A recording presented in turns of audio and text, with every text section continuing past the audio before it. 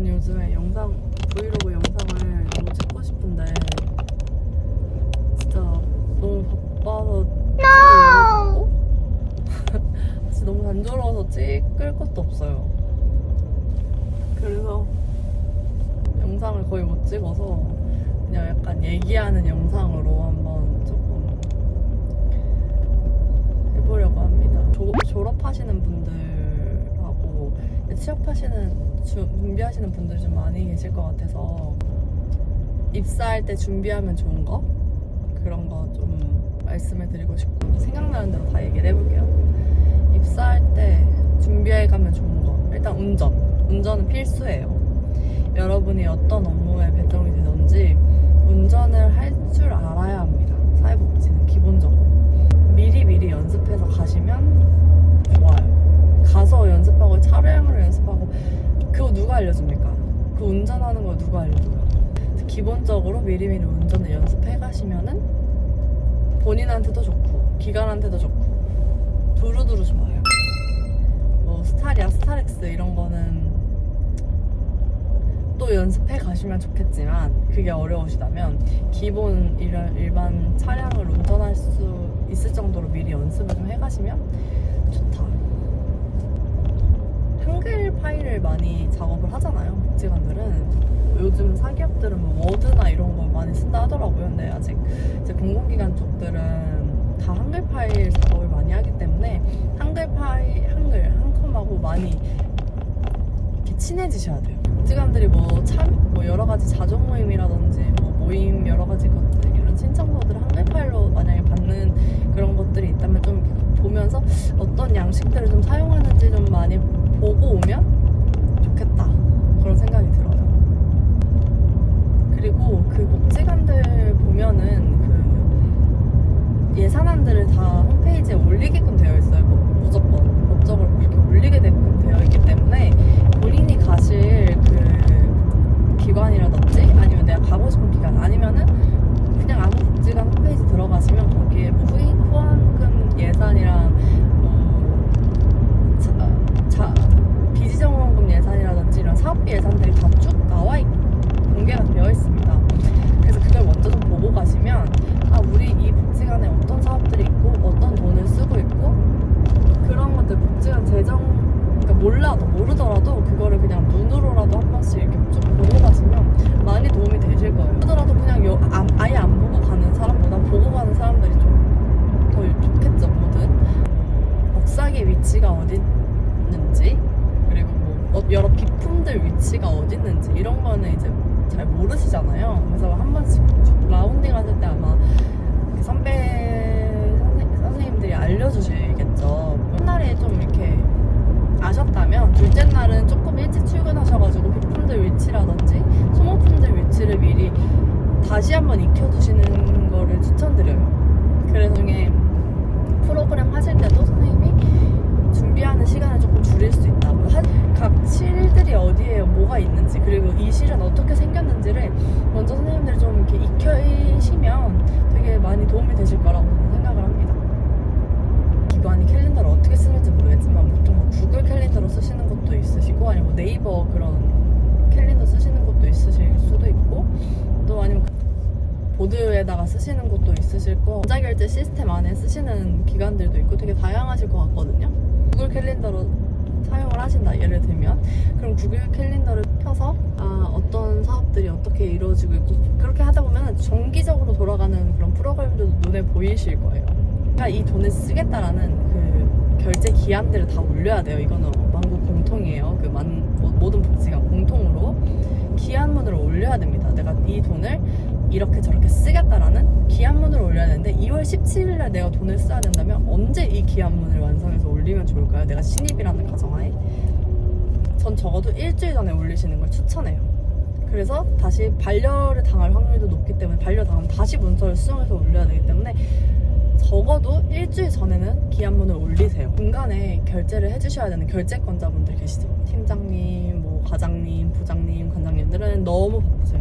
너무 바쁘시 선생님 문서만 결제를 하는 게 아니고 너무 많은 문서들을 결제를 해야 되다 보니까 결제하는 결제한테 보통 이틀 이상은 시간이 소요됩니다. 빨리 결제해 주는 것도 있겠지만 저는 이 결제권자들이 휴가, 교육 일정 그런 것들을 미리 알고 계셔야 돼요. 회의를 할 거예요. 팀 회의를 할 거예요. 부서 회의를 할 거예요. 아니면 TF 회의를 할 거예요. 그런 이제 회의 일정이 정해져요. 그러면 가장 신입인 분은 회의 일정을 잡았잖아요. 그러면 그거를 뭐 그 기관에서 뭐 캘린더에다가 어디 공유를 하신다든지 아니면 뭐 회의실을 따로 잡는 회의실을 사용하려면 프로그램실을 사용하려면 각 기관마다 어떤 또 절차가 있을 거예요. 그러면은 그것도 예를 들어 2월 17일날 우리가 무슨 ATF 회의를 하기로 했다라고 하면 회사한테 물어보던지 그 TF 장한테 물어보던지 그 TF 동료에게 물어보던지 해서 혹시 그 회의실을 어떻게 잡으면 될까요?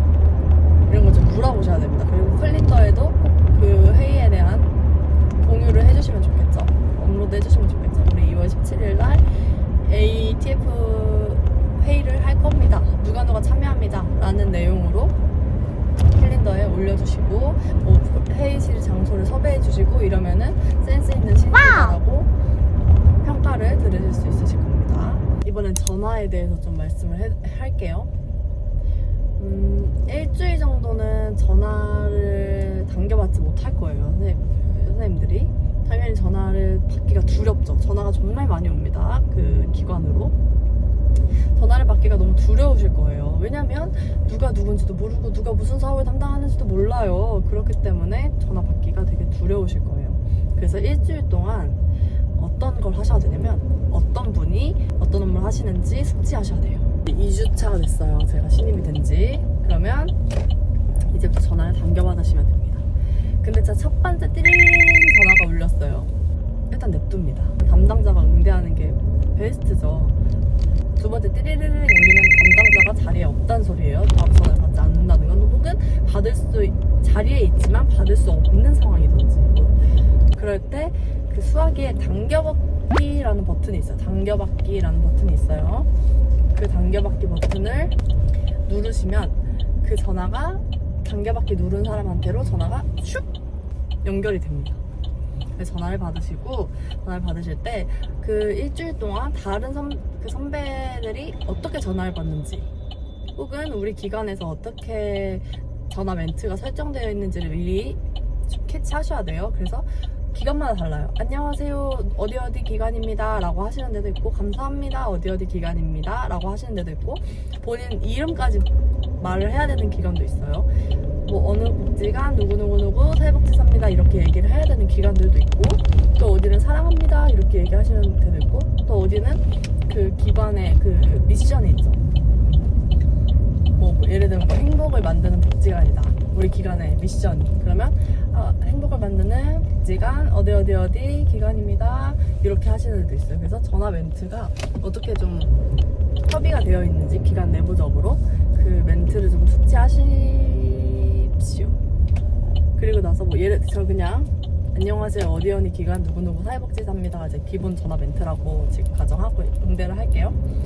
안녕하세요, 어디 기관 누구 사회복지사입니다 이렇게 말씀을 하시면, 그 무슨 뭐 오늘 노래 교실이 있는지 궁금해요 라고 전화를 주셨어요. 그러면은 일어나서 자리를 한번 쓱 봅니다. 담당하시는 분이 자리에 계시는지 쓱 보시고 자리에 안 계신다 라고 하시면 어떻게 하시면, 담당하시는 선생님이 자리에 계시지 않아서요, 제가 메모 혹시 남겨드려도 될까요? 또는 본인이 응대하실 수 있는 상황이면, 아니면 다른 선생님이 그걸 응대하실 수 있다, 그럼 그분한테 돌려드리거나 혹은 메모를 남기거나, 혹은 내가 하시는지 확인한 다음에 다시 전화드려도 괜찮을까요? 라고 한 다음에 담당 선생님을 찾아서 선생님 오늘 노래교실 하는지 여쭤보시는 분들이 계셨다 라고 하던지. 잘못 응대하시면 절대 안 돼요. 잘못 응대하시는 건 절대 안 되고, 모르겠으면 제가 몰라서 다시 한번 확인해보고 연락드릴게요 라고 하시면 돼요.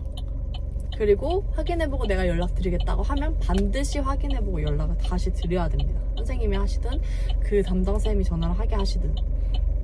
그래서 반드시 확인해주겠다고 한 부분들을 확인을 해주셔야 돼요.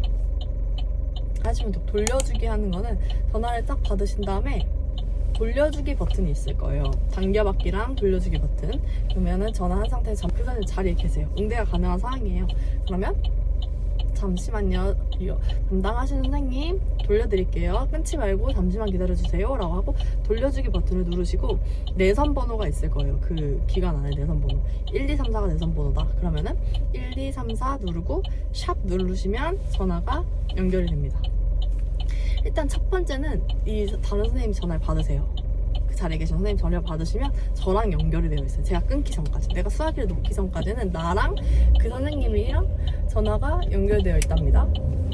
그렇기 때문에 내 전화를 끊지 말고 선생님 노래 교실 관련해서 문의가 왔어요 라고 말해주시면 선생님이 전화를 받았을 때 응대가 수월하겠죠? 전화를 끊어주시면 그 전화하신 어르신과 그 담당하시는 선생님이 연결이 되게 됩니다. 이렇게 하시면 될 거예요. 일단은 여기까지만 말씀드릴게요. 설날 잘 보내시고